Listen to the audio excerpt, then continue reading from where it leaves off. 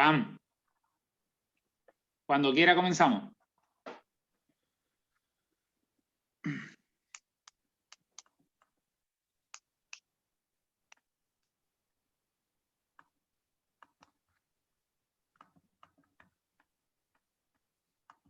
¿Estamos?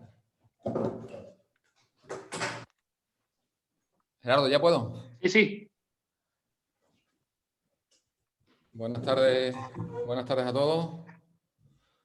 Una vez más, gracias por estar ahí. Buenas, Gabo. No tengo el gusto de conocerte, ni en persona ni por audio. La verdad es que ha sido una propuesta del área de actividades.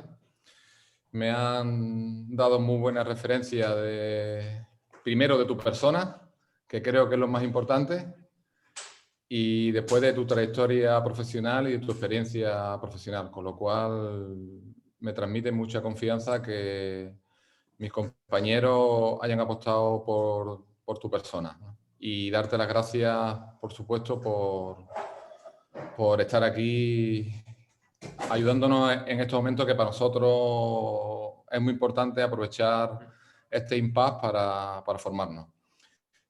Para el resto, presentaros a Gabo, que evidentemente, al haber dicho que no lo conozco, son referencias, me lo vas a permitir, Gabo. Gabo es licenciado en Ciencias del Deporte, entrenador nacional de baloncesto.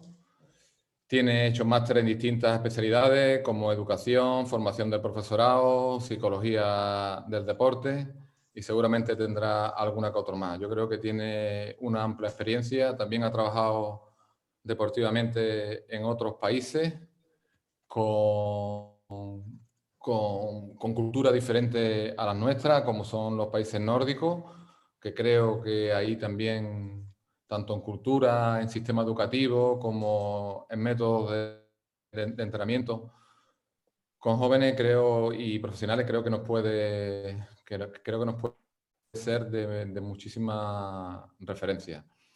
Así que, sin enrollarme mucho más, volver a dar las gracias, Gabo, por estar con nosotros.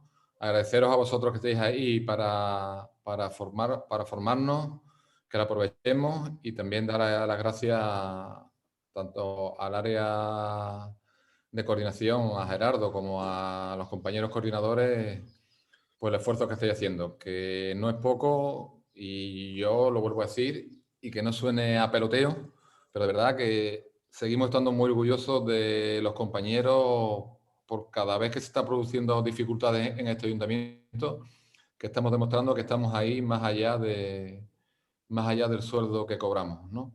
Y eso es digno de que todos lo sepamos y de que lo interioricemos todos. Yo al menos así me lo tomo, que cuando más dificultades hemos tenido, tanto en el anterior confinamiento, como este verano, como ahora mismo, que estáis ahí y estáis por encima, muchas veces no, siempre del sueldo y de las dificultades económicas que tenemos cada uno en nuestra casa. Así que gracias y vamos a aprovechar estos momentos, ¿de acuerdo? Gracias, Gabo. Gracias a ti. Voy a compartir pantalla.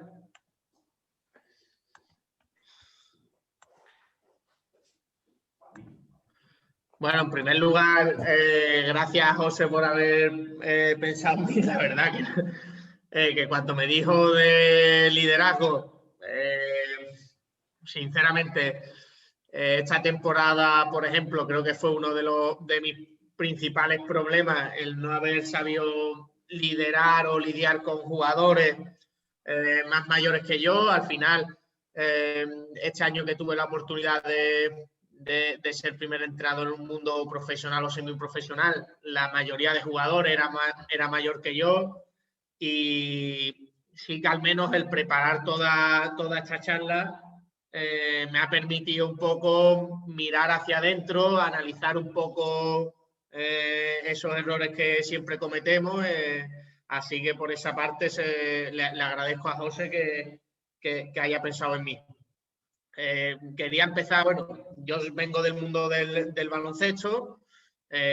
Todo lo que he hecho ha sido por el baloncesto. quizás porque con esta cara es muy difícil hacer otro tipo de cosas. Entonces le he podido dedicar mucho tiempo a estudiar lo relacionado con el baloncesto y las distintas dimensiones que componen el rendimiento. Y me parecía interesante comenzar con estas 4 figuras que representan 4 estilos de liderazgo, aunque vinculados al fútbol, muy diferentes. Todo el mundo puede conocer la figura de José Mourinho, que se distancia de la figura de Guardiola, distanciado del liderazgo silencioso del Bosque, o distanciado de un liderazgo distante, meticuloso, estudioso, como puede ser el de Bielsa, pero que al final todos ellos de una u otra manera han tenido éxito, de una u otra manera logran trascender, de una u otra manera logran impulsar proyectos, impulsar sus ideas.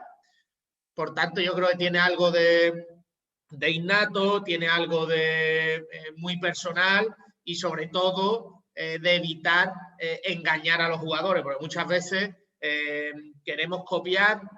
Yo quizás no sea un ejemplo, le tengo detrás mía una foto de Bielsa, porque para mí es un ídolo, pero muchas veces por ese intentar copiar, por ese intentar emular a cierta figura, nos desvirtuamos, dejamos de ser quienes somos, y eso quizás los deportistas que tenemos a nuestro cargo, sea el deporte que sea, el nivel que sea, pues no lo perdonan, porque ya sea a nivel de niños o a nivel senior o en cualquier tipo de actividad relacionada con el deporte, no son tontos. Los niños son niños, pero no son tontos, y se dan cuenta cuando somos impostados, cuando les mentimos, etcétera.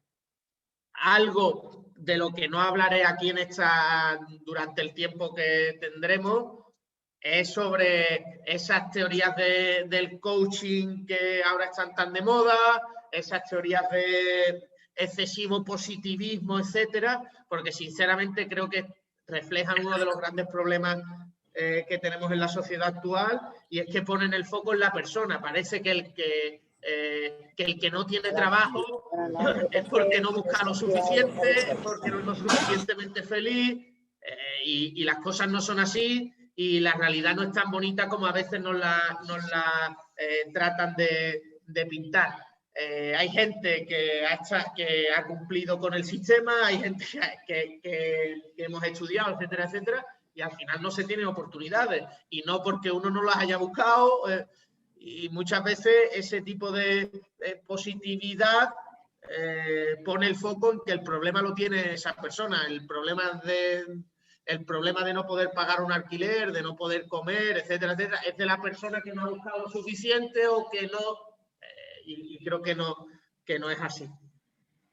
Me parece muy representativa esta frase de Marcelo Bielsa sobre lo que es el liderazgo, porque al final el liderazgo no es imponer desde la palabra, no es imponer una serie de ideas, sino desde el convencimiento, desde nuestros propios actos, porque al final las palabras, todos podemos sostener un discurso más o menos con buenos argumentos, pero lo realmente difícil es que nuestras palabras se relacionen con lo que verdaderamente hacemos. Por tanto, me parecía muy interesante esta reflexión del loco Bielsa sobre que los grandes líderes hablan poco, pero que cuando hablan se les escucha. Podríamos poner grandes ejemplos de líderes silenciosos o de diferentes tipos de líderes. Quizás el liderazgo de Rafa Nadal con su ética de trabajo es muy diferente al liderazgo que podría haber ejercido Andrés Iniesta, o Casillas cuando fue capitán del Madrid, y él mismo ha dicho que se cayó muchas más cosas cuando recibía ataques de un lado y otro. Pues al final, el liderazgo, aunque haya mucha teoría escrita y demás, es algo que puede ser intrínseco de cada uno, y cada uno tenemos unos valores que conforman nuestra vida, y de acuerdo a esos valores tratamos de actuar. Se habla mucho en el deporte y en el mundo empresarial del liderazgo democrático, de tratar de envolver a todos en la toma de decisiones, involucrar o hacerlos partícipes cuando hay que tomar decisiones difíciles, para que ellos se sientan importantes dentro de la empresa o dentro del grupo deportivo, pero hostia. Yo siempre era muy defensor de esto, sobre todo en grupos jóvenes, pero al final uno es el que tiene que tomar las decisiones.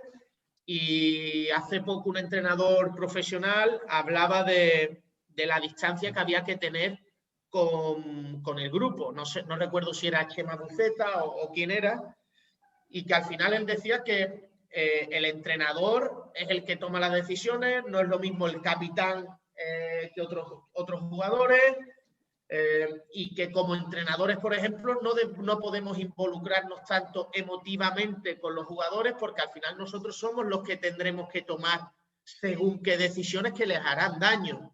En baloncesto quizás tenemos más facilidad porque nos permiten cambios continuamente, pero no me quiero imaginar en fútbol donde juegan 11, tienes 3 cambios, ahora no sé si eran 5 por lo del tema del corona.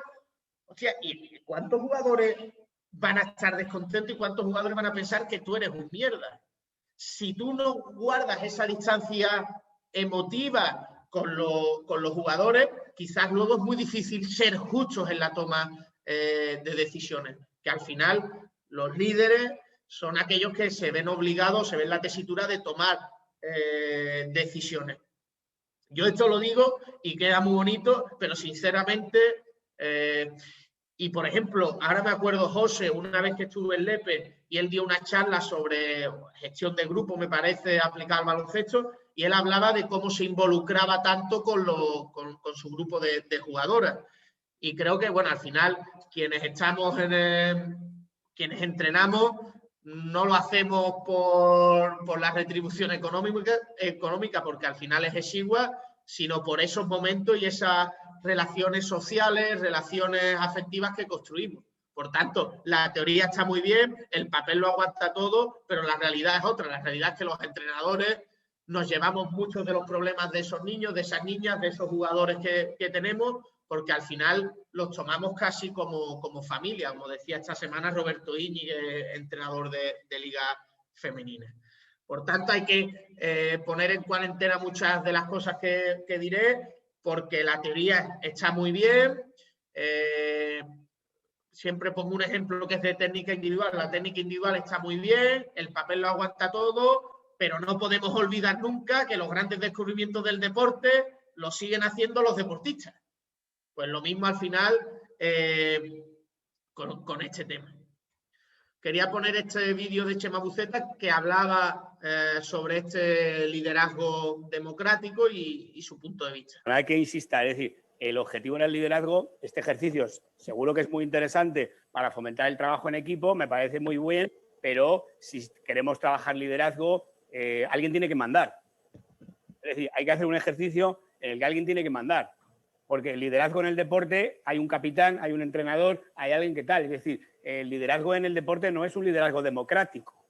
Es un liderazgo en el que a uno manda a otros. Otra cosa es que le elijan de una manera democrática o no, pero el liderazgo democrático no existe en el deporte. Sí, al ser... Al final quizás es otro punto de vista. Chema Buceta es uno de los psicólogos deportivos con más prestigio de nuestro país. Y joder, tiene parte de verdad. ¿Cuántos empresarios van de líderes democráticos, pero luego, de buenas a primeras, se cargan a su trabajador? Que al final la gente no es tonta y sabe quién toma las decisiones. Y los jugadores, las jugadoras saben quién está tomando las decisiones y que esa decisión, en según qué niveles, va a repercutir también en su siguiente oferta laboral, en sus siguientes oportunidades, etc. Para mí uno de los ejemplos de liderazgo es Pep Guardiola, porque no solo en contextos favorables supo sacar rendimiento a sus jugadores. Al Barcelona, aunque fue la camada de Xavi, Iniesta, Messi, llegó en un momento delicado tras la época de Ronaldinho, de Eco, donde él tuvo que tomar las decisiones de prescindir de ellos.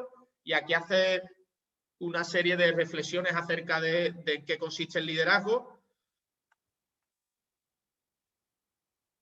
Hola, soy Pep Guardiola. Luis Abril, el señor Luis Abril me ha pedido que os hable de mi hipotético éxito. Se ve que ahora soy como un gurú de eso, de la gestión de grupos. A ver, la razón fundamental por la cual ha ido del todo bien las cosas es que son muy, muy buenos. Esa es la primera y única razón.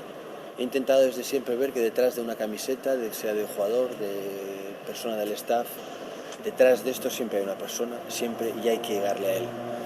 Es imposible poder conseguir ciertos éxitos si no conseguimos sacar lo mejor de él. ¿Sirve todo para todos? No. A unos a veces hay que invitarlos a cenar y a otros no hay que invitarlos a cenar, a unos hay que hablarle de ciertas cosas y a otros de otras. Pues esto es la gran maravilla de la gestión de los recursos humanos digamos, de conseguir algo a través de las personas. Lo demás es mi consejo que os puedo dar a la gente que lideráis grupos de personas, ir a la intuición. Esa no falla jamás. Siempre tienes unos conocimientos predeterminados, tienes unas ciertas ideas de cómo hacer las cosas, pero la toma de decisiones continuas que en cualquier empresa, en cualquier situación, gente tiene que tomar, la intuición es la que te lleva a los sitios. El por qué hoy decides actuar de esta manera y mañana decides actuar de otra totalmente distinta, y el por qué a uno le dices esto y a otro le dices otro. La situación es distinta en cada momento y la intuición te lleva. Partiendo de la base de que, insisto, ellos son muy buenos, en que generarles buenos entornos, en que ellos se sientan cómodos haciendo lo que ellos saben hacer y darles el permiso de que se equivoquen tantas veces como sea posible, tantas veces, porque es la única manera de que puede funcionar. Yo parto de la base que la gente quiere hacerlo bien, yo parto de la base de que todos sufren cuando no van bien las cosas y de que partiendo de esta base uno, el que gestiona un poco los recursos humanos o digamos gestiona a las personas, lo que tiene que implicarse es que si no ha ido bien es por tu responsabilidad y si no ha ido bien es porque algo ha fallado y donde ahí tienes que sacarle la razón, los porqués de las cosas. Jamás doy las razones porque no han querido o porque les da igual o porque ganamos o generamos más dinero o menos dinero, hacemos más goles o menos goles, es por culpa de ellos. No, ellos quieren hacerlos bien. Es simplemente ayudarles para que su talento cada día pueda salir, llegar a cada día al trabajo en que tengo que convencerles, y estos son unos egoístas empedernidos donde dar por supuesto las cosas, dar por hecho las cosas es imposible, cada día tienes que ganarlos. ¿Cómo? Eso lo da la intuición, el día a día, y confiar mucho en ellos, sentir que son gente que quiere hacer bien las cosas y a partir de aquí, como en vuestra empresa, seguro que son gente capacitada porque si no, no estarían, es cuestión de darle los entornos adecuados, mucho amor, mucho cariño, que en esta sociedad estamos faltos y al final creo que de esta manera saldrá lo mejor de cada uno. A ver, Guardiola habla de la intuición, sí que es verdad que intuición tiene eso fuera de serie, esa gente con un talento innato para observar, para saber qué necesita cada momento una persona, un jugador, tu empleado. Particularmente, yo no tengo ese talento, yo intento leer mucho, intento formarme mucho para ayudarme en eso, pero sí que es verdad que después de pasar por todos los filtros se llega a eso, que la intuición, el saber observar, el saber ver, son los elementos clave a la hora de gestionar y liderar cualquier grupo de personas. Y muchas veces eso no se nos enseña en los cursos de formación, no se nos enseña en las carreras relacionadas con las relaciones sociales, relaciones humanas. Y por tanto, a veces nos va a costar liderar y creemos que el líder no se puede construir, sino que se nace. Yo espero que no se nazca líder, porque si se nace líder yo la he cagado, porque vamos, ya sé que no. Así que bueno, hablaba Guardiola del tema de responsabilidad, de asumir la responsabilidad de los errores, hay diferentes personas, entrenadores, líderes que opinan un poco diferente y opinan que el jugador también valora cuando se es sincero, porque no todo es responsabilidad del entrenador. Todo lo malo que pasa no es responsabilidad del entrenador. E incluso entrenadores como Marcelo Bielsa hablan de eso en redes sociales y dicen, hostia, si yo salgo aquí de fallamos por tal, fallamos por cual y la responsabilidad es mía, el jugador muchas veces sabe que le estoy mintiendo, porque hay cosas que si el equipo no nos sigue, si el equipo no se entrega, que no es responsabilidad del entrenador. Quizás, dependiendo de la escala de valores de cada uno, se le dará más importancia a esa asunción de responsabilidades o no.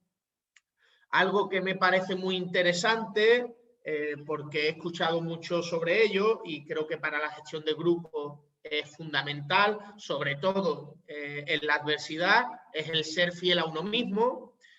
Muchas veces se habla de tener un plan A, un plan B y hasta un plan H. Muchas personas hemos crecido creyendo eso, pero eso nos puede llevar a pensar en que cuando las cosas van mal puedo cambiar y puedo improvisar. Y muchas veces lo que hay que hacer es mejorar el plan A, porque el líder tiene que convencer y el convencimiento también te lo da el tiempo. Por desgracia vivimos en una sociedad exitista donde el crédito nos lo da el éxito y todo lo que huele a fracaso apesta, pero yo sigo siendo un romántico en todo lo relacionado con el deporte y creo que si el plan A está fallando, quizás hay que buscar mejorar el plan A, porque los entrenadores, los líderes, necesitamos enamorarnos de nuestra propia idea para convencer a los jugadores, porque al jugador no se le puede imponer una idea, sino que hay que convencerle y hay que, como decía Paco Seirulo, el ideólogo del método Barça, hay que enamorarlos de nuestra propia idea de juego.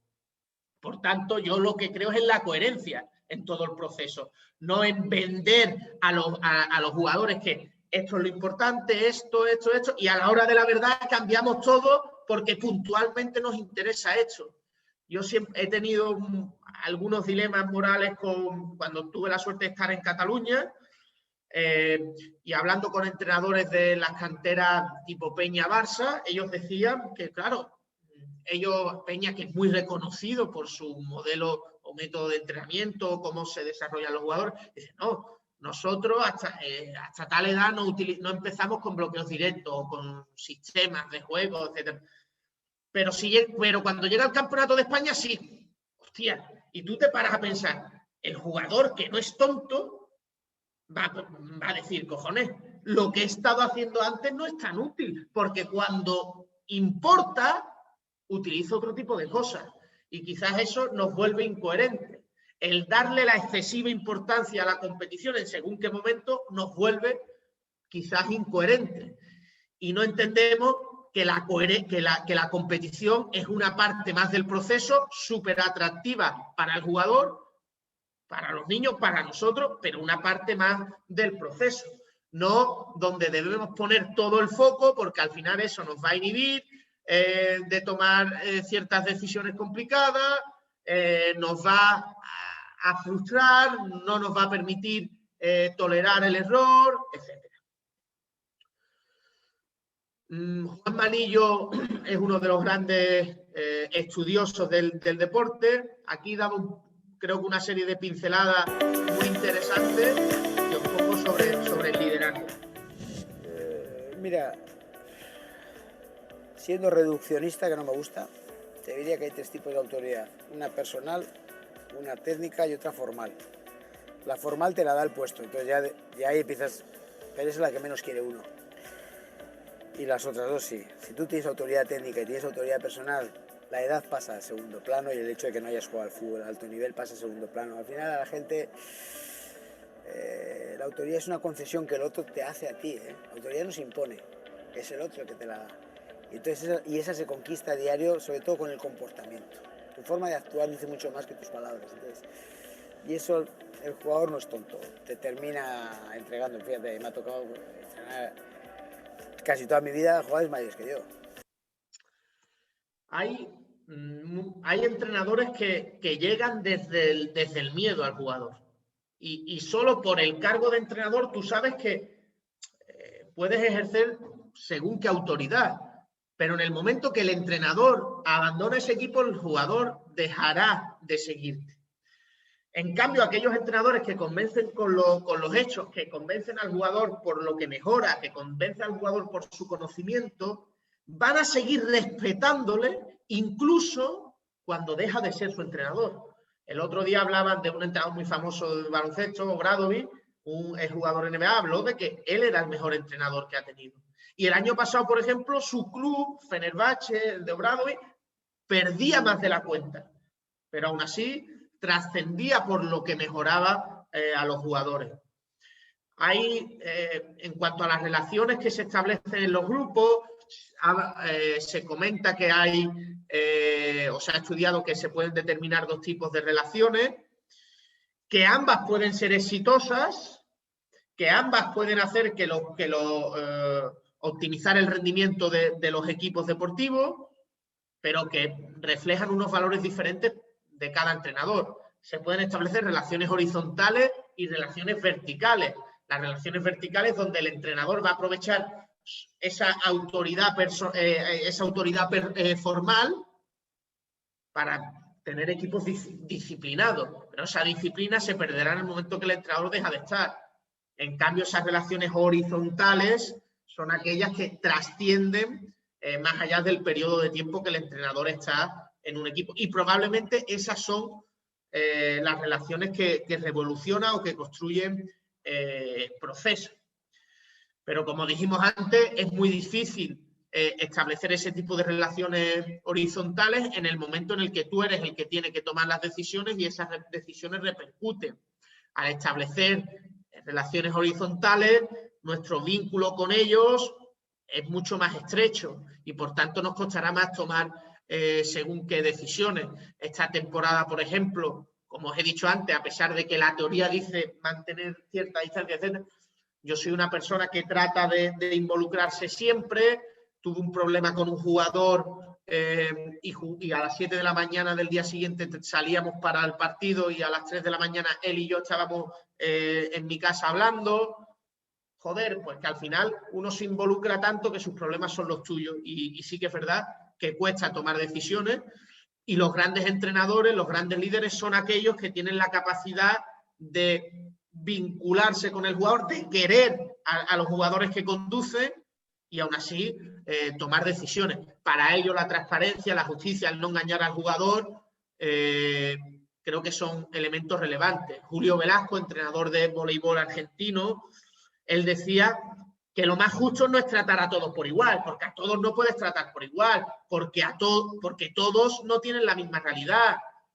Muchas veces los entrenadores ponemos el foco solo en los buenos, en tener contento a los buenos. Pero ¿y qué pasa con aquel que no juega? Es que ese es el que va a estar triste, va a estar jodido porque no puede, porque no le estamos dando oportunidades. Pero el que juega, al menos tiene esa oportunidad de demostrar, si está en desacuerdo con el entrenador o lo que sea, al menos tiene la oportunidad de demostrar que lo está, demostrando otra forma de hacer las cosas, etc. Pero, joder, debemos dar esa importancia, esa cabida al jugador que está descontento, al jugador que no va teniendo oportunidades.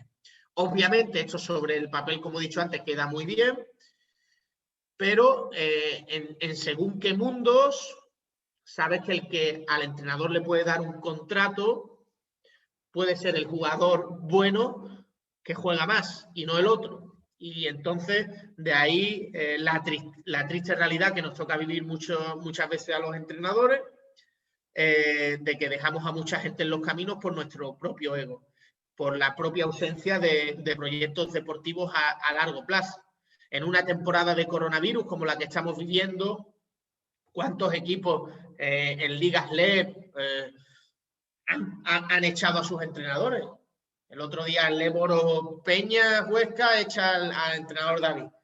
Joder, es una temporada atípica donde puedes estar 4 semanas sin entrenar, etc. Y ni aún así se intenta invertir en proyectos a largo plazo.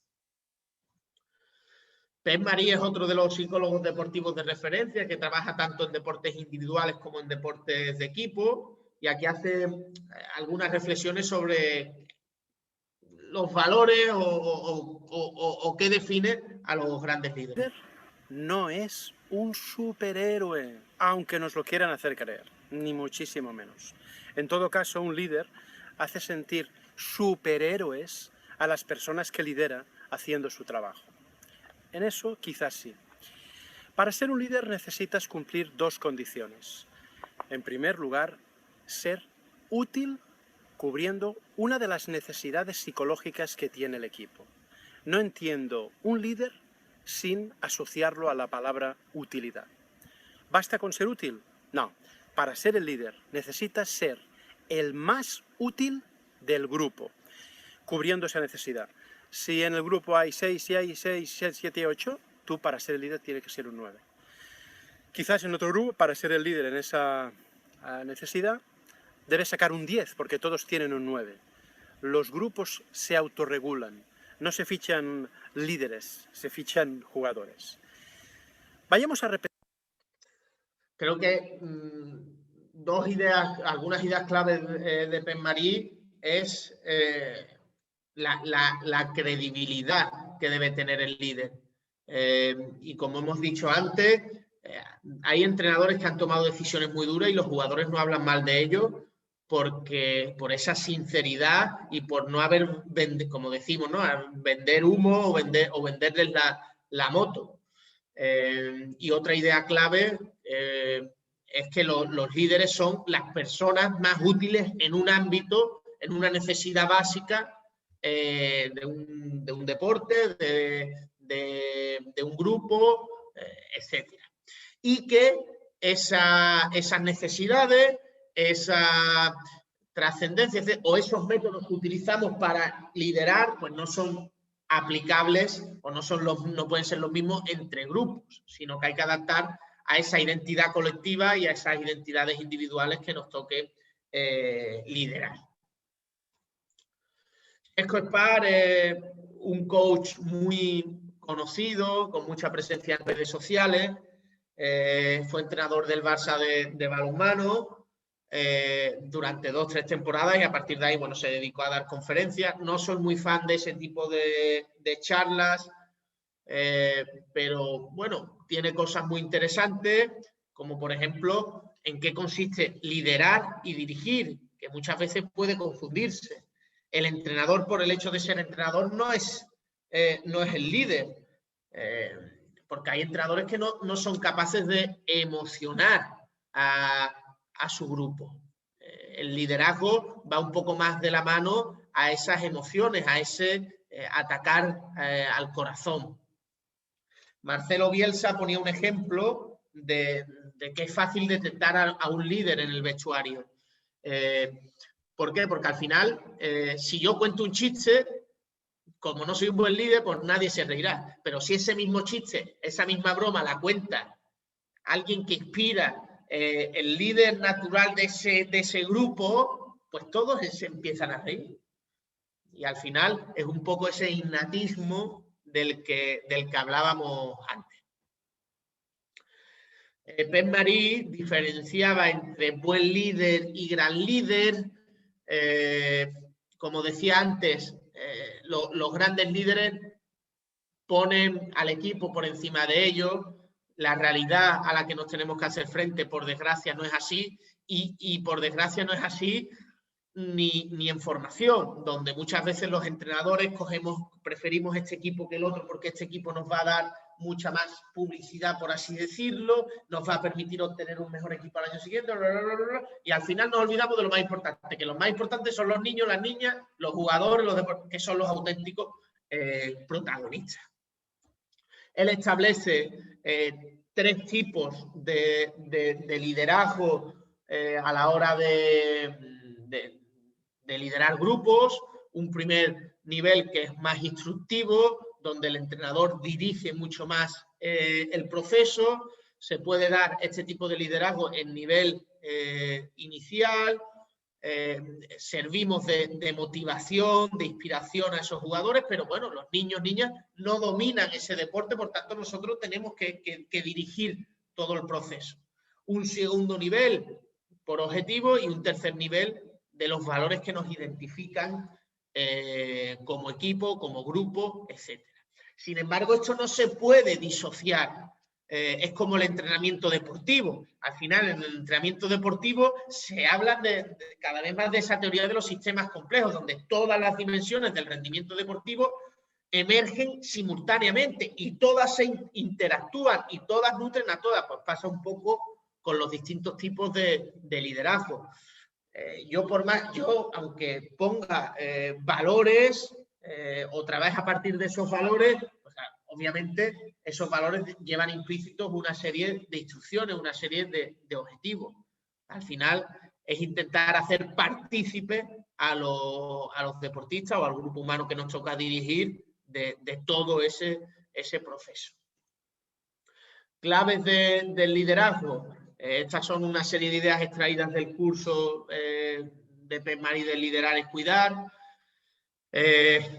Cuidar siempre, dice él, y siempre igual, porque muchas veces los entrenadores, joder, somos seres humanos y tenemos nuestros problemas y en formación muchas veces, joder, por la exigua gratificación que nos da, trabajamos mucho más. Y ahora con el coronavirus se ha intentado mantener a niños activos, enganchados al deporte a pesar de las dificultades. Joder, y siempre se critica a esos entrenadores de formación, pero pocas veces se les reconoce. Liderar es cuidar, responder a 3 necesidades básicas que tienen todas las personas que forman parte de un grupo: seguridad, aceptación y sentido. Me voy a parar en ese sentido porque creo que es vital, porque de él emergerán una serie de necesidades psicológicas básicas, como puede ser la motivación. Si no tiene sentido lo que hacemos, aunque esa motivación en primer lugar sea muy alta, porque al final cuando practicas un deporte tú vas motivado, pues si no hay ningún tipo de objetivo, de sentido a lo que hacemos, se irá perdiendo. Y esos motivos, ese sentido, no es solo competir contra otros, sino intentar enseñar que no hay que ser el mejor, sino lo mejor posible. Por tanto, el otro día Franco Pinotti, entrenador de baloncesto, hablaba de que hay que competir con nosotros mismos, no contra los demás. Porque si ponemos el foco en que lo importante es competir contra los demás, probablemente otorguemos la licencia de coger atajos. Porque claro, lo importante es ganar al otro. Pues si para ganar al otro tengo que coger atajos, tengo que coger trampas, si lo importante es sacar un 10 en un examen, pues hostia, me puedo permitir copiar. Y por tanto quizás debamos cambiar esa mentalidad, que lo verdaderamente importante es competir contra nosotros mismos y buscar ser lo mejor posible. Para ello es fundamental observar a los jugadores, observar qué necesidades tienen, conocerlos, porque todos tienen sus problemas en casa. Ahora mi madre es profesora de instituto y ahora se hablaba de volver al confinamiento y demás. Pero claro, joder, hay niños que la realidad que tienen en casa no les va a permitir estudiar con las mismas facilidades que tiene otro. En Suecia, por ejemplo, en las escuelas otorgaron la posibilidad de hacer estudios a distancia, pero aquellas personas que no tuvieran acceso, las escuelas seguían abiertas para ellos y para el docente les atendería, etcétera, etcétera. Pues bueno, son diferentes modelos que reflejan la importancia de adaptarse, saber adaptarse al contexto y a las individualidades, a las peculiaridades de cada persona. Tipos de liderazgo en el deporte. Bueno, Pep Marí identificaba 5 tipos de liderazgo dentro de un grupo deportivo. Un liderazgo social, que es aquel, bueno, que es capaz de unir al grupo. Lo une, que es capaz de organizar quedadas, etcétera, etcétera. Pero obviamente ese líder social luego quizás no va a tener trascendencia, va a tener incompatibilidades en la pista. Sí, aquel que es capaz de unir a todo el grupo fuera de pista, organizar una fiesta, etcétera, etcétera. Joder, luego es muy difícil que ese mismo sea el que convenza al jugador de hacer una cosa u otra. Por tanto, Pep Marí hablaba de repartir esos liderazgos, porque al final, como decía antes, es buscar dentro del grupo el más útil dentro de este tipo, dentro de cada una de estas necesidades. Hay fuera de series, jugadores fuera de series, deportistas fuera de series, que tienen la capacidad de unir varios tipos de liderazgo. Nuestro objetivo como entrenadores, lo decía David Cárdenas, que es profesor de la Universidad de Granada, sobre metodología, es, dejar de ser importantes, que nuestros equipos, que nuestros grupos sean autónomos y sean capaces de organizarse. Ese empoderamiento de los niños, de las niñas, de los adultos, de los jugadores, es quizás el fin del proceso. En primera instancia, el entrenador puede tener algún tipo de estos liderazgos, puede ejercer alguno de estos tipos de liderazgo, dándoles respuestas a los jugadores, etcétera. Pero el objetivo al final de ese proceso es haber educado de tal forma al grupo que el entrenador desde fuera no ejerza ningún tipo de estos 5 liderazgos. Todo lo que os estoy diciendo aquí no son ideas propias, sino que bueno, son extraídas de diferentes psicólogos, diferentes personalidades vinculadas al liderazgo deportivo y que bueno, me parecen interesantes y son ideas que yo intento aplicar. Que si tienen éxito o no, pues sinceramente yo soy un fracaso normalmente, así que yo no soy el ejemplo de nada, pero sí que es verdad que si cogemos un poco el sentido común, todo lo que se dice tiene un porqué y al final nosotros cuando estamos, por ejemplo, en formación y se habla de esa formación integral de los niños, niñas, el liderazgo también es otra parte importante de ese proceso formativo, porque el liderazgo tiene variables psicológicas como la motivación, como la autoconfianza, como el estrés, que al final van a ser vehiculares en todo tipo de actividades a las que tengan que enfrentarse. Por eso esa formación integral, por eso el deporte también le debe ayudar al niño a construir su personalidad, a construir una serie de valores que rijan su vida y aplicar esos valores a otros ámbitos como puede ser el ámbito educativo. Decía Permarí que los líderes son generadores de consenso, que obviamente no hay verdades universales y que muchas veces los grupos no logran conocer cuál es la verdad, porque puede haber muchas verdades, pero lo importante es convencer de tal manera a los grupos que ese consenso al que se llega se ha defendido por todos, pero para ello es importante ser humildes como líderes, porque muchas veces, y a mí me pasa mucho, quiero escuchar al jugador y me encanta escucharle, pero yo ya voy esperando una respuesta.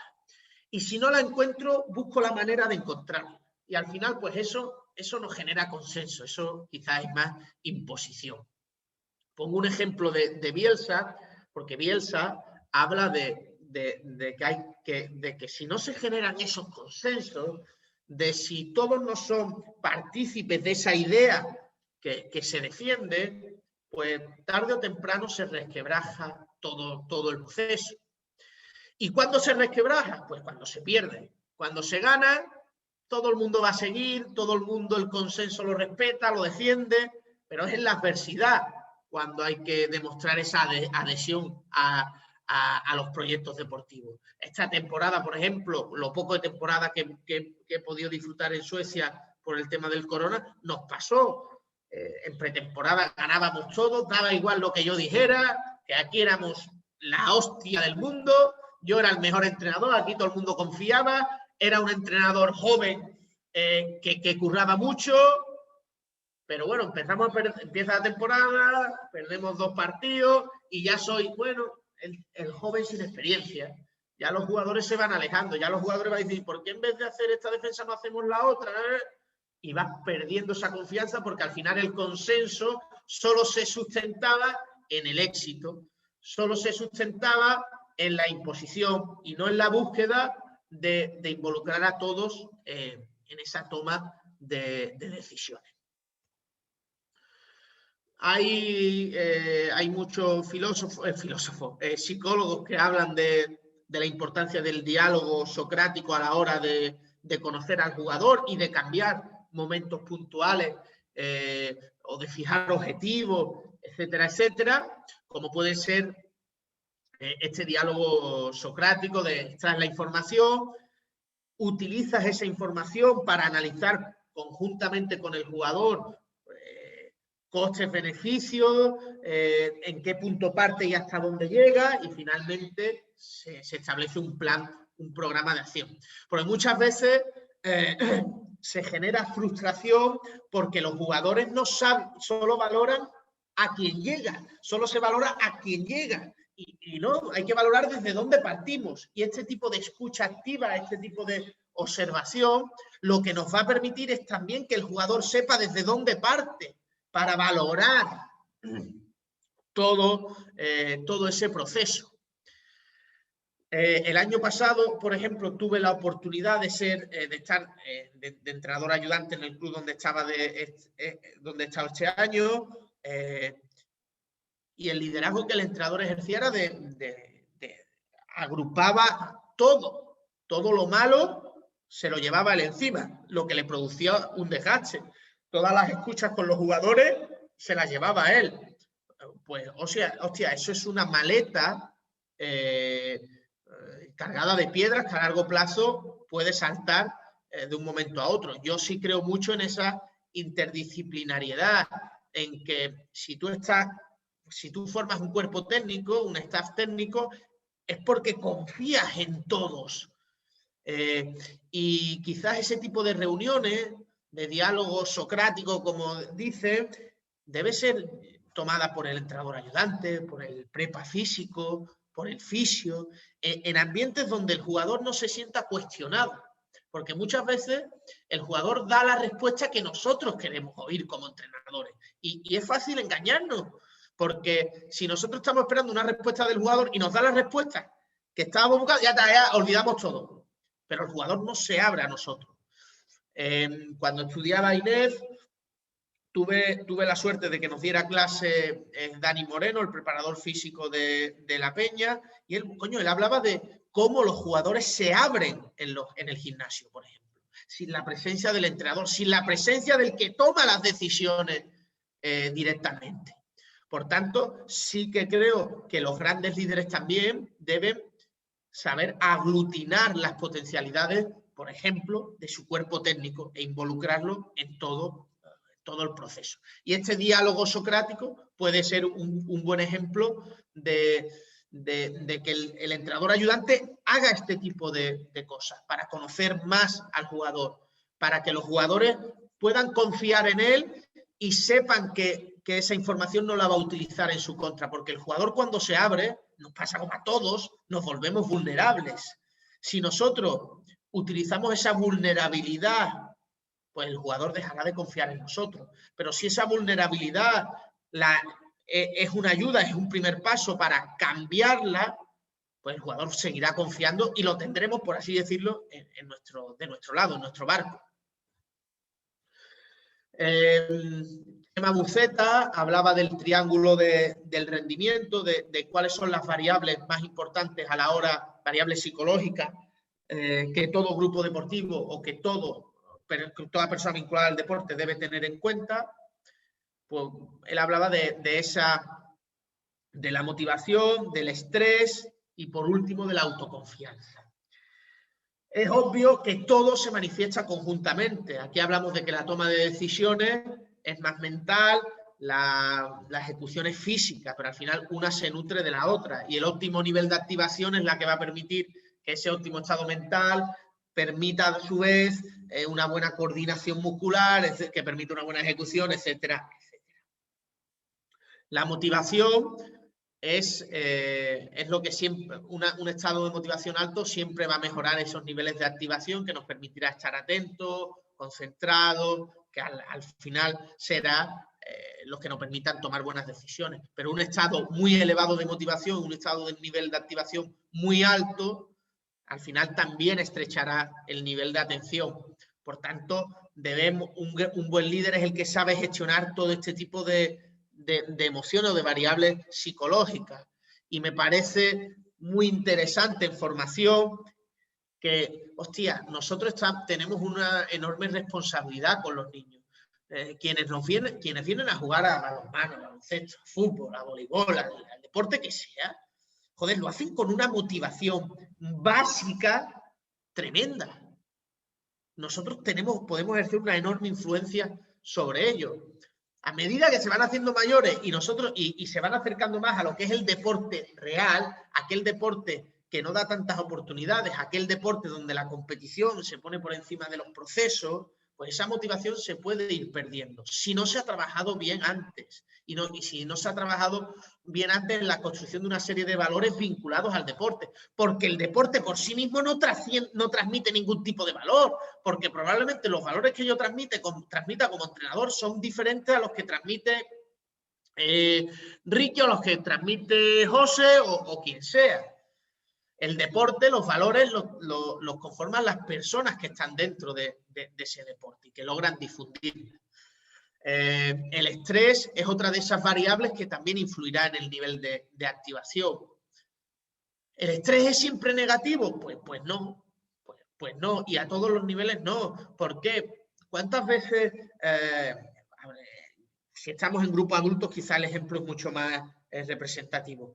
Sabes de antemano que te enfrentas a un rival fácil, vienes de un rival complicado, siguiente partido fácil, relajación excesiva, bajos niveles de estrés, pues hostia, baja motivación, nivel de activación mínimo, puedes perder.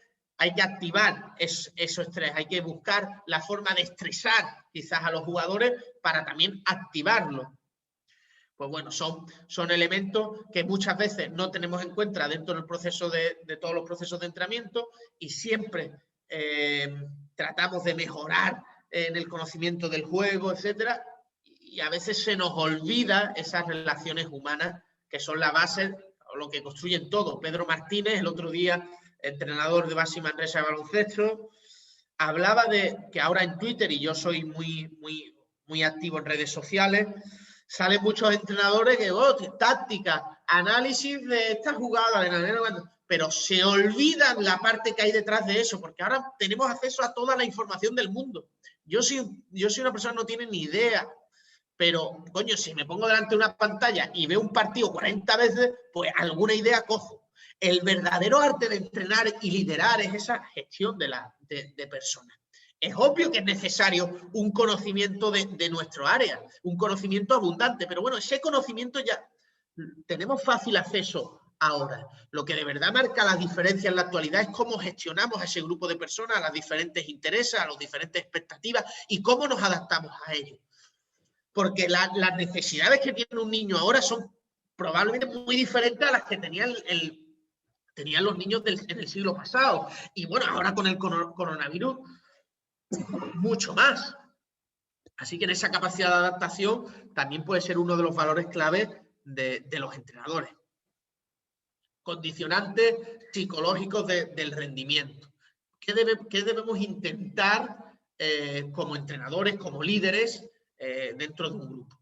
En primer lugar, bueno, analizar si esa herramienta, si eso que le estamos proponiendo lo pueden adquirirlo. Pueden adquirirlo nuestros jugadores, observarlo. O si es excesivo para ese momento o no.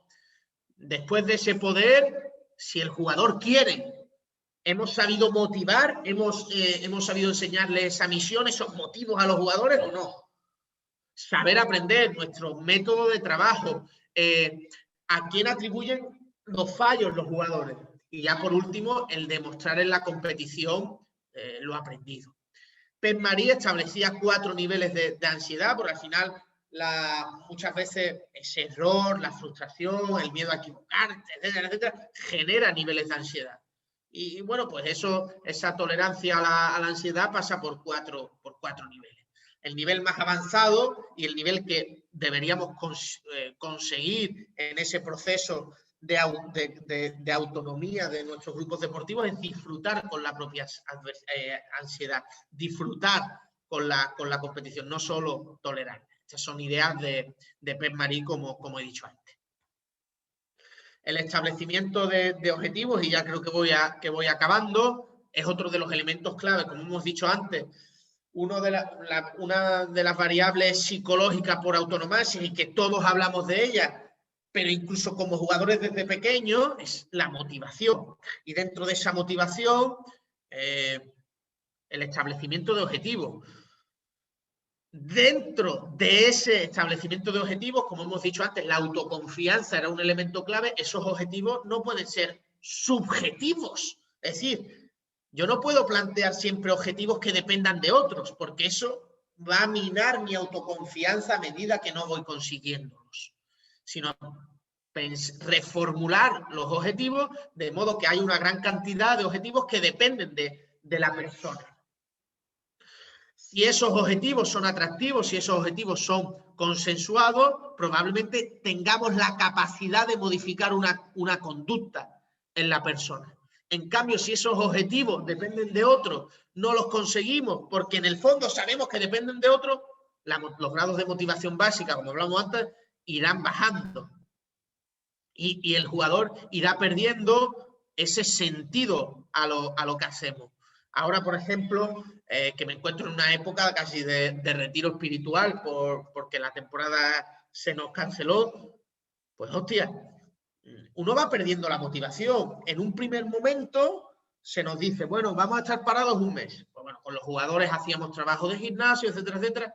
A medida que ese mes se iba prolongando y prolongando y prolongando, el jugador iba perdiendo la motivación. ¿Por qué? Porque no tenía ningún tipo de misión, no tenía ningún tipo de objetivo que se hacía. Fallo mío, por supuesto, de no haber sabido buscar alternativas.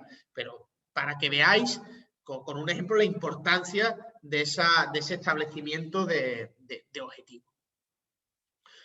Sobre el castigo, bueno, sí, es una herramienta que todos los entrenadores en mayor o menor medida utilizamos, pero me hace mucha gracia la incoherencia de los entrenadores en muchos casos. Porque un castigo muy utilizado de hace esto, venga, pues en línea, pues a correr, pues no sé qué, pues castigo físico. Hostia, ¿qué mensaje estamos dando al niño? Que lo físico se asocie con un castigo. Pero nosotros luego en el partido les pedimos correr y felicitamos cuando el jugador corre, lucha por un balón, etcétera, etcétera. Ese tipo de incoherencia creo que nos debilitan el proceso de entrenamiento. Y ya por último, este coste-beneficio que aparece aquí, creo que es otro elemento clave a la hora de conseguir objetivos. En la antigua Yugoslavia, en los países en la actualidad como Serbia, joder, ellos están sometidos a una presión en el entrenamiento que es que los matan. Los métodos de trabajo en Suecia, en Serbia, perdón, joder, son métodos de trabajo que aquí probablemente los niños abandonarían. O en Suecia, donde la calidad de vida es genial, pues los niños abandonarían.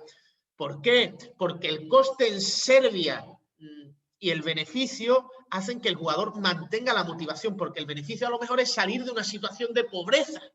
Pero en España, en otro tipo de países, eso no se da. Por tanto, de ahí la importancia de adaptar nuestro modelo de entrenamiento, de liderazgo, de todo al entorno donde estamos y a esa individualización o esa especificidad. ¿Qué cualidades tiene un buen entrenador? Bueno, pues estas son las cualidades que se definían en un congreso de fútbol y neurociencia, las 10 cualidades de todo entrenador, pero hostia, luego tú te paras a ver anécdotas. Pues a mí me gusta mucho leer sobre otros entrenadores. Sampaoli, entrenador de fútbol. Sampaoli era comparado con Marcelo Bielsa, uno de los entrenadores más meticulosos, más estudiosos, más analíticos. Pues se les conoce por eso y se les admira por eso. Pues Sampaoli dice, bueno, yo nunca he planificado nada. Es decir, lo opuesto, y se le comparaba con él. Y es un entrenador que ha tenido éxito, que ha ganado 2 Copas América, por ejemplo, con la selección chilena. ¿Quién define las cualidades de un buen entrenador? Es obvio que hay unos mínimos, pero cada vez estoy más convencido de que la manera de convencer a la gente, de convencer a un colectivo, es no engañándole y no ser una persona impostora y vender lo que no eres. Y eso es algo que, por suerte, cada vez vamos un poco más acercándonos a ese tipo de ideas. Luego hay ejemplos totales. Ejemplos totales como puede ser Guardiola, que es un genio. Que es Aito, que es un genio.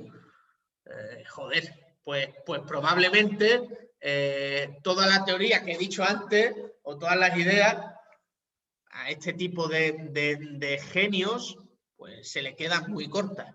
Y son entrenadores, lo decía Guardiola sobre Johan Cruyff, joder, que Cruyff te llegaba solo con su presencia, lo veías tan moreno, con ese porte, con esa forma de transmitir, con esos conocimientos que te enamoraba de lo que él te decía.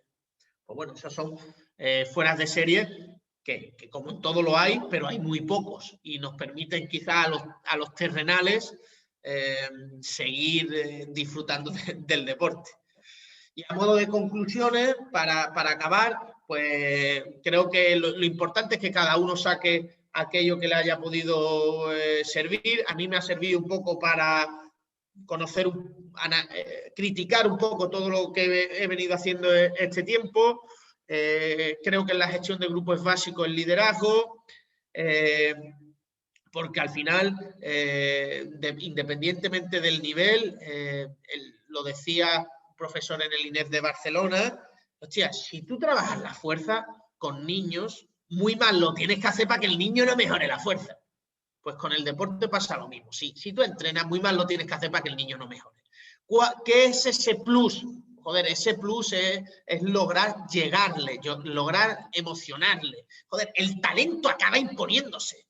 Probablemente Ricky Rubio hubiera aparecido, le entrenase quien le entrenase, joder.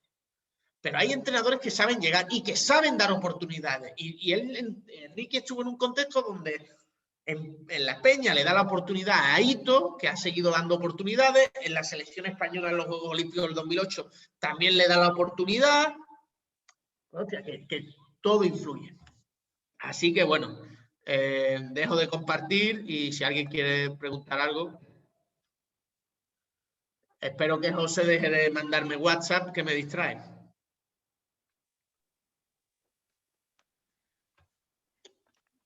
Tío puta, si me los manda tu amiga. Pasamos al turno de preguntas, dudas que hayan surgido, si alguien quiere aportar algo.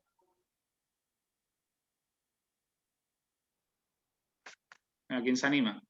Venga, yo te voy a hacer la primera, hombre. ¿El qué? No, digo que se prepare, Gabo. No. Bueno, en primer lugar, darte las gracias y felicitarte porque la verdad que me ha gustado mucho la ponencia y bueno, creo que se puede sacar muchísimo de tu experiencia y de la preparación de esta ponencia, ¿no?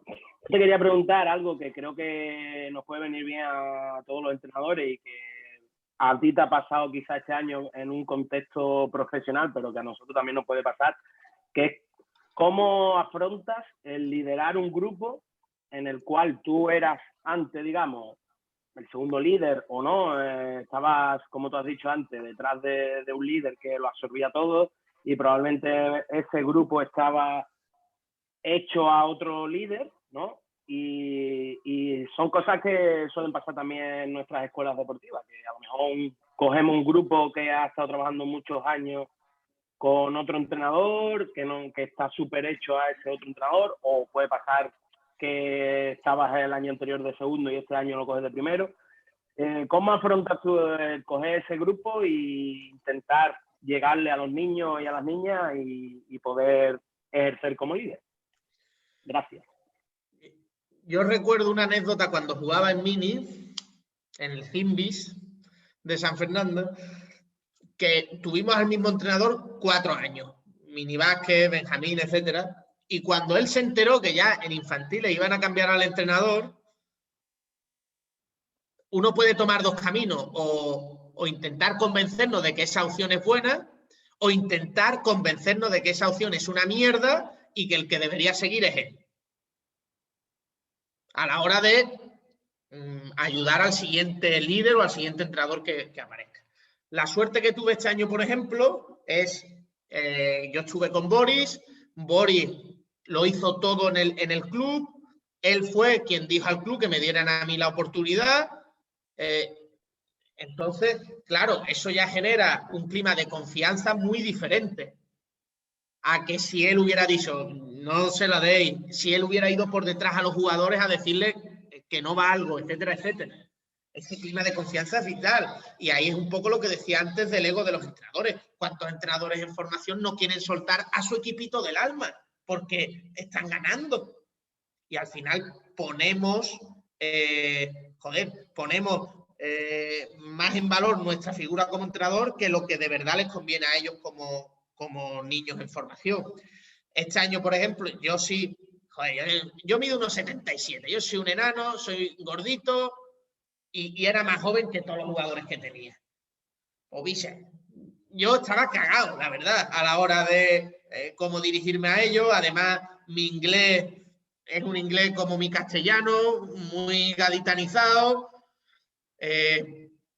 Pues por lo que opté es por decir, yo, si trabajo más que ellos no me van a decir nunca nada. Entonces, a veces, pues, teníamos entrenamientos individuales a las 7 de la mañana. Pues, si su entrenador a las 3 de la mañana les está enviando un WhatsApp y a las 7 de la mañana está entrando y dice, yo, este chaval no descansa, ¿con? Pues bueno, pues opté por eso, por enseñarles que trabajaba más que ellos, para convencerlos. Pero sinceramente me di cuenta que sí, que ellos lo ponen en valor y te tienen mucho aprecio, mucha estima, pero el jugador, al menos lo que yo viví o lo que no supe transformar, es muchas veces egoísta. Y el que no juega se sigue cagando en ti. Y el que cree que tiene razón, o el que cree que tiene mucha más experiencia que tú por lo que ha vivido antes, etcétera, etcétera, sí, seguirá creyendo que sabe más que tú. Sí, los resultados son adversos, porque cuando ganas todo es bonito y todos somos rubios con ojos azules y olemos bien.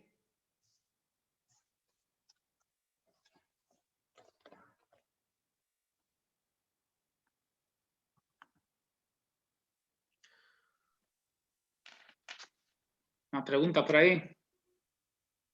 Gracias.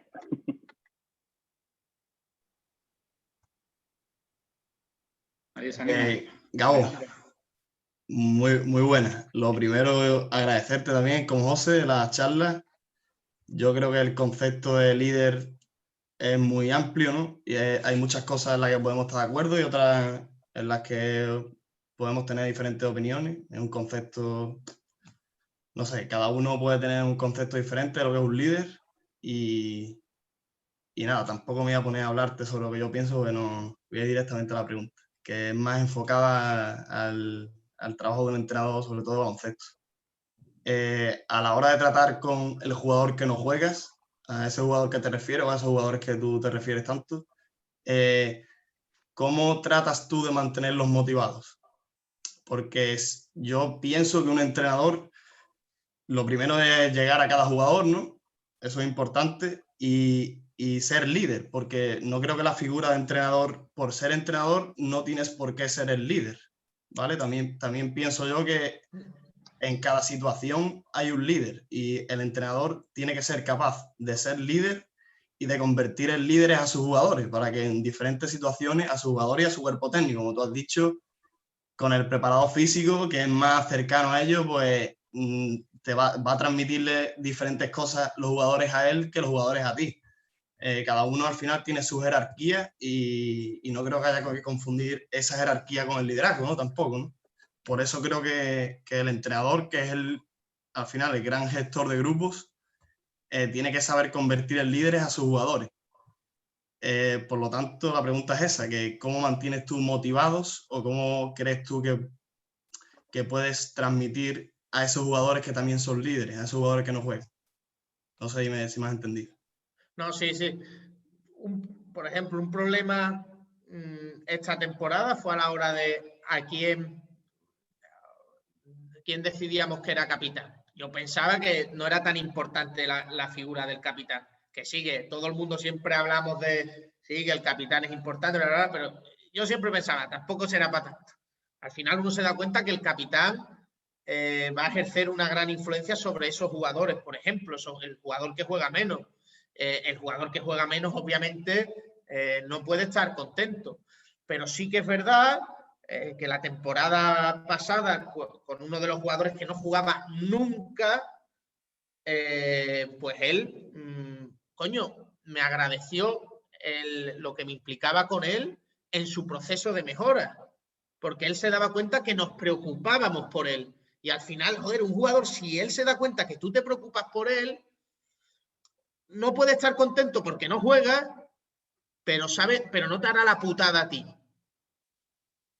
Y al final, él sabe que si tú inviertes ese tiempo en él, le estás dando importancia.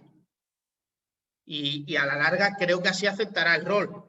Pero es que es muy difícil, también tienes que saber analizar qué tipo de personalidad tiene esa persona. Porque es obvio que es importante la persona que anima desde el banquillo. Y que está unido y que es capaz de levantar al banquillo cuando las cosas van mal. Pero ¿qué jugador quiere ese rol, cojones? Es que hay muy pocas, pero ese rol es muy importante. El arte de entrenar es convencer en eso. Yo esta temporada creo que en ese tipo de cosas no los convencí, porque yo iba un poco con la idea de, hostia, ¿qué es eso de dar los roles tan pronto? Sino que, hostia, dependiendo de cómo vaya todo.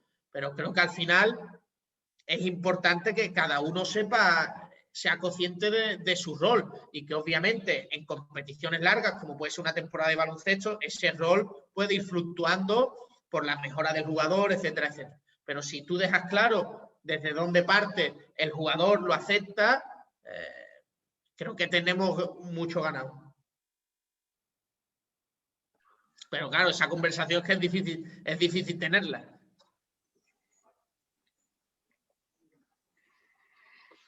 Cabo, yo también tengo una pregunta, si pudiera ser ahora. En primer lugar, bueno, como todo, darte las gracias por involucrarte en nuestro grupo.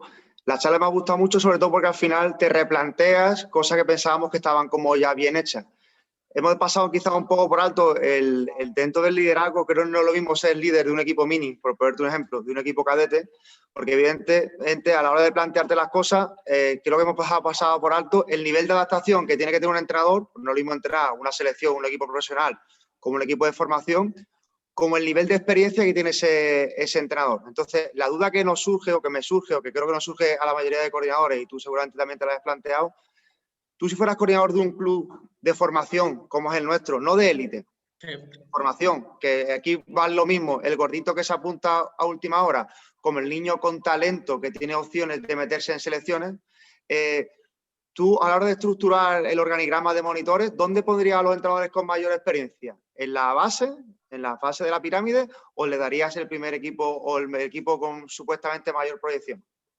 Claro, es que eso siempre es el debate que sale, porque ahora parece que todo es, aquellos con más experiencia en la base, mini, los mejores entrenadores mini, pero cojones, hay gente que no es, hay gente con mucha experiencia que no vale para el mini básquet. Y muchas veces el chico que sale de junior con toda la ilusión del mundo, que no para de leer, de ver baloncesto, de apuntarse a los cursos, etcétera, pues transmitir esa ilusión a los niños también es importante. Yo creo que al final suena perogrullo, pero intentar poner al mejor en cada categoría, al mejor posible, y dentro de eso también las expectativas que tenga cada entrenador, porque hay entrenadores que van con la expectativa de que ellos solo les gusta junior o senior, pues bueno, pueden ser muy buenos en esas categorías. En mi club en Cádiz, en San Fernando, estoy fuera de hace 4 años, pero hubo un momento en el que se hablaba de que hubiese entrenadores para cada categoría. Es decir, yo, por ejemplo, el entrenador encargado de la categoría infantil, siempre, y especializarte en esa categoría, que es un poco lo que creo que equipos como ADESA 80 de Sanlúcar hacen, que los entrenadores se especializan. Puede ser otro método, pero yo sí que creo que es importante, escuchar a los entrenadores a la hora de saber ellos qué quieren y qué expectativas tienen. Porque si un entrenador que tiene mucho ego y que quiere utilizar a los niños para promocionarse, joder, quizás, aunque sea muy bueno, puede ser una putada que coja un minibásquet, porque se puede cargar a muchísimos niños pues solo por ganar y ganar. Y que sí, que ganará el campeonato del mundo del patio de su casa, pero tira por la borda a 4 o 5 niños. Que al final, analizando en los clubes de formación, cuántos niños se quedan por el camino, cuántos niños cambian de deporte, por no haber tenido oportunidades. Y es que, como tú has dicho, no es lo mismo cómo gestionarlo en minibásquet, que a medida que va subiendo en esa pirámide, donde los niños y niñas se van acercando cada vez más a lo que es el deporte de verdad. El deporte de verdad, al final no hay oportunidades para todos, etcétera, etcétera. Pero en la base debería ser. Y te hago una pregunta más. Viendo cómo estamos a nivel de formación, con lo que nos involucramos los entrenadores, o se nos pide o nos autoexigimos de involucrarnos con los niños, de preocuparnos cómo están fuera, su estudio, su comportamiento, etcétera, con ese nivel de carga emocional que tenemos muchas veces, incluso ahora con el confinamiento, que estamos pendientes de los niños aunque no estemos entrenando, ¿cuál crees que sería lo ideal de dirigir de grupo? Me refiero, no le hemos entrenado un grupo que te puedes involucrar al 200%, que si por circunstancias tiene que llevar 3 equipos. Esto, esa carga emocional nos cuesta mucho porque al final solo tenemos 24 horas al día. ¿Tú qué aconsejarías como coordinador a la hora de repartir los equipos? A mí, algo que por ejemplo, J. Cuspinera habló en una entrevista que él hizo hace tiempo, él hablaba de, joder, muchas veces decimos que un entrenador no puede entrenar a 3 equipos, no sé qué, no sé cuánto, pero joder, muchas veces en un instituto o en un cole un profesor da a distintas clases y también eso es carga emocional porque tienen problemas, etcétera, etcétera. Creo que el principal problema en formación es el grado de profesionalización que nos dan a los entrenadores, que es mínimo, es de risa. Y lo que tú has dicho, la cantidad de horas que se le dedica porque nos gusta, porque queremos, esa carga emocional, etcétera, etcétera, que al final le quitamos tiempo al trabajo real que tenemos o a nuestra familia, etcétera, pero no, yo no sé si quizás el problema es cuántos grupos tienes, sino al final, que por 150 euros los pobres chicos están todo el día pensando en el equipo, etcétera, etcétera. Creo que el principal problema de formación, y ojalá algún día seamos capaces de dar un pelín más de solución, es conseguir dar más gratificación a esos entrenadores que, como has dicho, joder, ahora con el coronavirus han demostrado ser un pilar fundamental para la formación de los niños. Gracias. Pero vamos, que si el José cogería 6 equipos. El sinvergüenza. Yo, Gabo, bueno, en primer lugar, me uno a los comentarios de mis compañeros, agradecerte tu aportación, ¿vale? Ha sido una magnífica charla y la pregunta. Antes hablábamos de las claves, marcaban las claves de Guardiola, según Guardiola. Una de ellas era ser fiel a sus ideas. Es una de las claves que comparto. Te pongo ejemplo, Guardiola, muy fiel a sus ideas también Paco Gémez, el Bielsa del Atleti, hay un antes y un después de ese Atleti cuando lo coge Bielsa anteriormente, temporadas anteriores, cuando estaba con Caparrós. Entonces la pregunta es, ¿en qué porcentaje o en qué dimensión se debe ser fiel a tus ideas o adaptarte a los jugadores que tienes?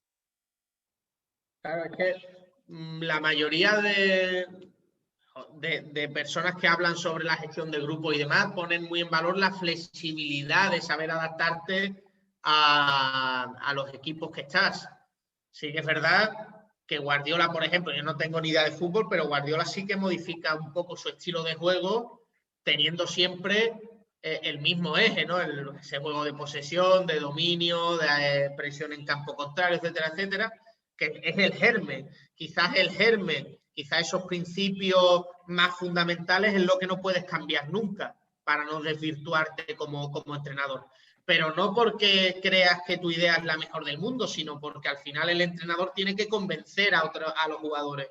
Y es más fácil convencer si realmente tú estás convencido de lo que quieres, de lo que te gusta, de lo que quieres. En cambio, si al final flexibilizas mucho tu idea, cuando vengan las derrotas, probablemente seguirás cambiando tu idea y cada vez iremos perdiendo más a los jugadores. Pero si crees mucho en esa idea, si estás verdaderamente en Bielsa, pone siempre ejemplo de enamorarse de su idea. Él no lo dice como una virtud, sino como un defecto. Pero sí que es verdad que, hostia, yo soy un romántico en este sentido y a mí me gusta el baloncesto de un tipo e intento implantarlo. Al menos las ideas más básicas. Es obvio que luego al final todo nos gusta ganar, competir, etcétera, etcétera, y varías algo en función de los jugadores y varías puntualmente en función de los jugadores que tiene o de cada situación. Pero hay principios básicos que definen a cada entrenador y si tú escuchas Paco Gémez, aunque jugasen diferentes sus equipos, sabes a qué juegan. O Quique Setién, por ejemplo, en el Barça, aunque no triunfara, pero sabes cuál es su idea de juego. Gracias, Gabo. Gabo, buenas tardes. Agradecerte también la magnífica ponencia que acabas de realizar y sobre todo que es a lo que te voy yo a consultar, no una pregunta, pero sí como un poco más en plan reflexión. Creo que tiene que ver mucho la hora de liderar con la de saber transmitir en la hora de gestionar el grupo. Vemos también que como tú has expuesto, que no hay una receta mágica para tener éxito en este sentido y que los jugadores te sigan.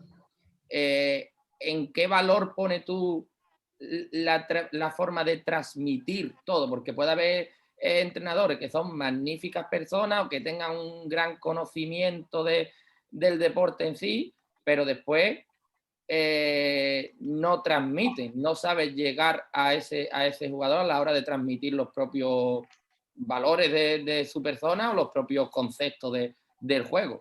Creo que es un concepto en el que hoy en día es fundamental. ¿Qué piensas tú sobre ello? No, yo creo que es básico. Sí que es verdad que hay muchos entrenadores que llegan de diferentes formas a los jugadores o se aproximan incluso de diferentes formas según qué jugadores. Siguiendo con el ejemplo que decía antes Gerardo, Bielsa, todos los jugadores dicen que es un entrenador que llega desde la distancia, desde el propio conocimiento que tiene del juego, es una persona que atrapa. Quizás José Mourinho es más cercano con los jugadores. Creo que es muy importante en cuanto a la transmisión ser como realmente somos, la principal forma de convencer, pero ser sobre todo coherente. Porque, hostia, en formación, antes el ejemplo lo sacaba Ricky, en formación, los entrenadores siempre decimos, hostia, si tenemos un tiro, cógelo, no tengas miedo al error. Cosas que suenan a perogrullo y que todo el mundo coincide, pero luego a la hora de entrenar, a la hora de comunicar, nuestro lenguaje agresivo puede generar miedo. Es decir, si el niño tira un tiro que nosotros le hemos permitido, pero falla y se la liamos, pues el niño se caga, se agarrota. Pues yo creo que algo fundamental en todo proceso comunicativo es la coherencia en el mensaje. Pero es que, como has dicho, hay entrenadores que saben muchísimo, pero no dan con la tecla a la hora de vertir todos esos conocimientos en los jugadores. Yo tengo una duda, Gabo. A ver, lo mío es un poco más complejo. Yo soy entrenador de atletismo y sí es verdad que muchas cosas de las que has expuesto las puedo extrapolar. También es verdad que sé de lo que habla, he entrenado muchos años como preparador físico de equipos de fútbol y la mayoría siendo jugadores mayores que yo, entonces prácticamente lo que has expuesto lo he vivido prácticamente. Pero mi duda es, nuestra parte, los técnicos de atletismo, en la toma de decisiones son mucho más limitadas. Más que nada porque el deportista elige qué disciplina quiere hacer y desde bien temprano las tiene muy claras. Sí es cierto que nosotros prácticamente obligamos a ver todas las disciplinas, pero en cadete ya empiezan a elegir. Y muchas veces eligen disciplinas que para ellos son más cómodas y nosotros creemos que a lo mejor con más esfuerzo puede llegar a hacer otro tipo de disciplina. Mi pregunta es, con estos componentes en los que el deportista tiene más capacidad de decisión y el técnico simplemente es más un orientador que alguien que toma decisiones, aunque sí un líder, ¿cómo enfocarías tú el liderazgo en este punto, sobre todo en el que el niño, el atleta, en etapa cadete puede elegir una disciplina u otra? ¿Cómo lo enfocarías tú? Esa es mi duda. Claro, es que eso también puede pasar muchas veces. Hay niños que empiezan con multideporte, con páginas, y llega un momento en el que tienen que decidir. A ver, creo que es fundamental, incluso en deportes individuales, el involucrar a las familias y que las familias no sean enemigos, sino aliados de todo el proceso. Y obviamente, como decíamos antes, el tema del coste-beneficio, también hay que valorar ese tipo de cosas. A lo mejor puede ser una persona, un chico, que el beneficio que le reporta hacer una disciplina que no es la que le apasiona, pues no es grande y quizás no compense. Pero yo sinceramente abordaría intentando involucrar en la decisión a todos los pilares del niño, incluso al niño. Ya en edad cadete es una persona, tercero o cuarto de la ESO. Son personas que ya saben qué hacer porque en cuarto de la ESO incluso ya tienen que decidir por un camino u otro en el instituto, por ejemplo. Pues creo que involucrar la decisión con las familias incluso sería importante, es fundamental, pero al final el niño va a hacer lo que de verdad quiera y a lo mejor como entrenadores lo máximo que podemos hacer es aquello que creemos, intentar vendérselo de la mejor manera posible desde el propio entrenamiento. Si él disfruta haciéndolo, es que al final en deportes como el atletismo o la natación, el grado de sacrificio es tan grande que, joder, si no te gusta, debe ser muy, muy complicado. En natación he tenido amigos que se especializaban en mariposas, ¿no? Y la cantidad de horas que tienen que dedicarle a un deporte individual, si no sienten pasión y si encima empiezan a ver que el coste-beneficio es mucho más costoso y pierden tiempo con los amigos, con las familias, para nada, pues se puede hacer muy difícil. Pero yo creo que lo mejor es involucrar a todos y desde lo atractivo de tus propios entrenamientos.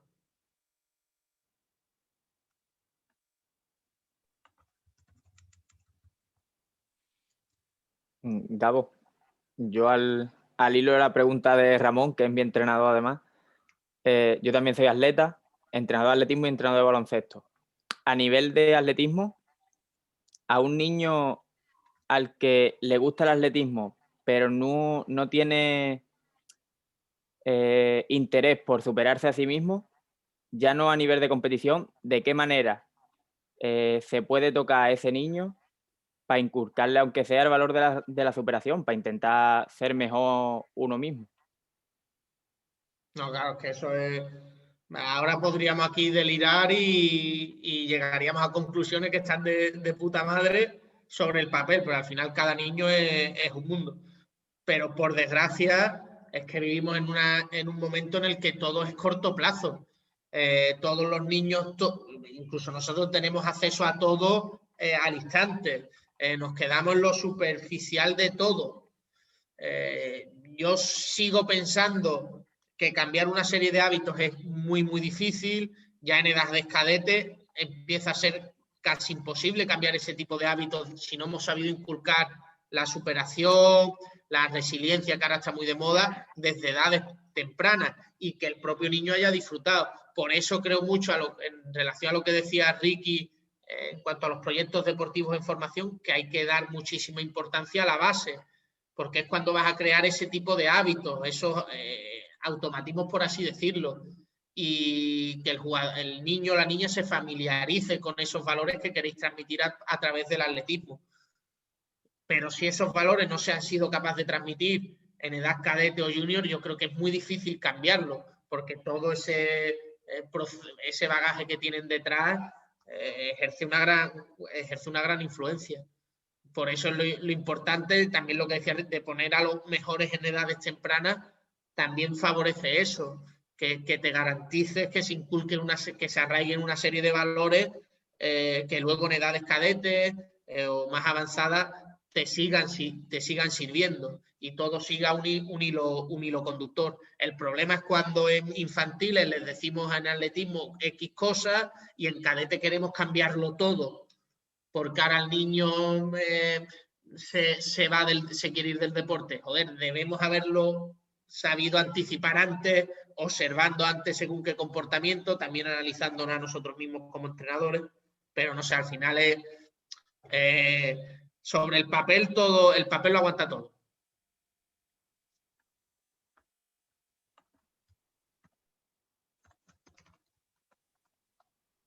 Para finalizar, ¿alguna pregunta más? Yo una cosita, me ha parecido muy interesante la charla y creo que aparte de sobre el liderazgo te hace reflexionar sobre muchos temas, porque claro, es algo tan amplio que te hace darle mucha vuelta a la cabeza.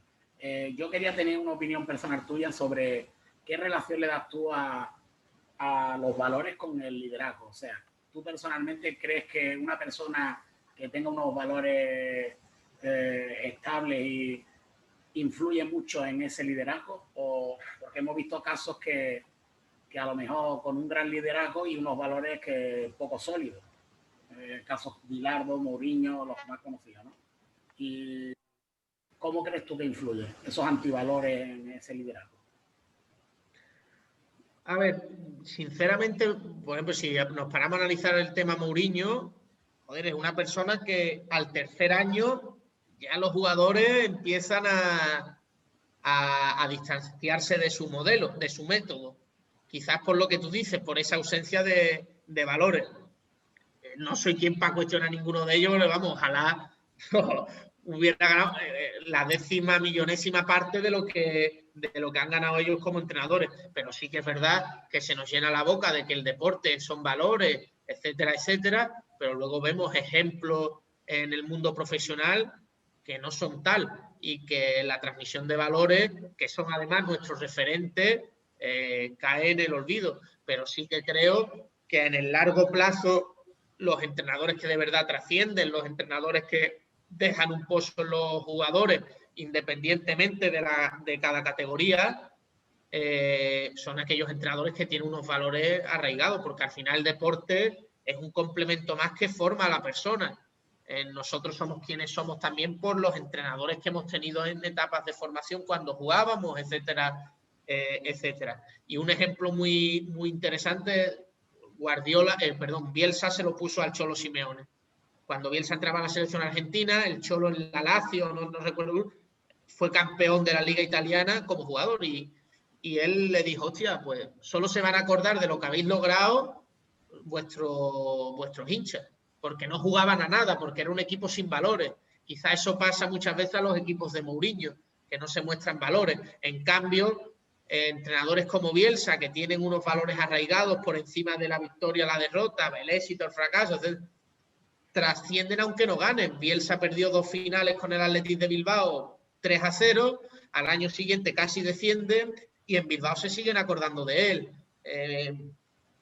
Yo quizás porque por el entorno donde creció sí creo mucho en ese no coger atajos y por intentar ganar puntualmente, la verdad.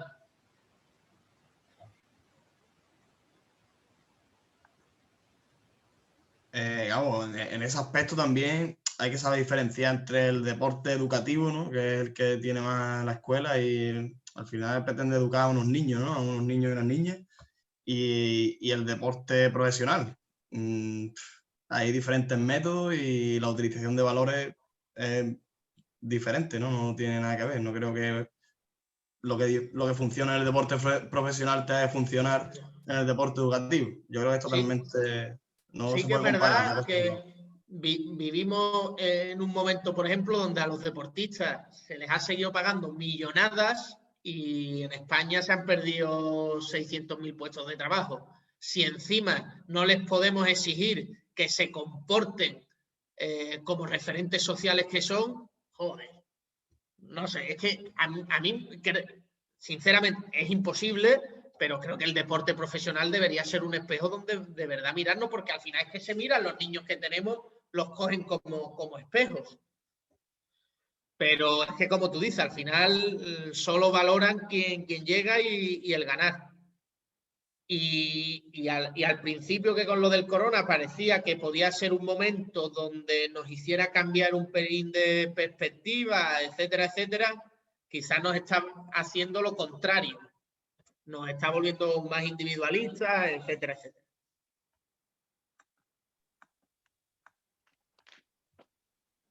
Bueno, si alguien tiene alguna última pregunta, que nos quedamos sin tiempo antes de despedirnos. ¿Nadie? Bueno, pues Gabo, muchas gracias por tus aportaciones. Ha sido un auténtico placer el rato que hemos compartido contigo en esta mañana. Espero que en próximas vuelvas a estar con nosotros. Como digo, ha sido un auténtico placer el que compartas con todos nosotros tus conocimientos, ¿no? y tu experiencia. Desearte suerte y esperemos que pronto vuelvas a la competición, a tu día a día. Muchísimas gracias, tíos. Y al resto, pues como antes dijo Juan, agradeceros vuestra presencia y seguimos batallando. Tomás, ¿tú quieres comentar algo? Okay, simplemente muchas gracias a todos los que habéis estado. Creo que a lo mejor al ser en horario de mañana ha faltado algunos monitores de las escuelas, sobre todo los no contratados. Creo que puede haber habido algo más de participación, pero bueno, hemos estado gente suficiente y creo que ha sido interesantísimo y creo que nos quedamos con algo. De todas maneras, Jera, creo que se ha grabado, ¿no? Sí, se ha grabado la reunión, ¿vale? La pasaré a los coordinadores para que la hagáis llegar a vuestros monitores, en este caso a los que no han podido estar. O si alguien quiere volver a bichear, sin problema. Es bueno que lo vierais en las reuniones de escuela, sobre todo con los que han faltado, los no contratados que hayan faltado, y reflexionar.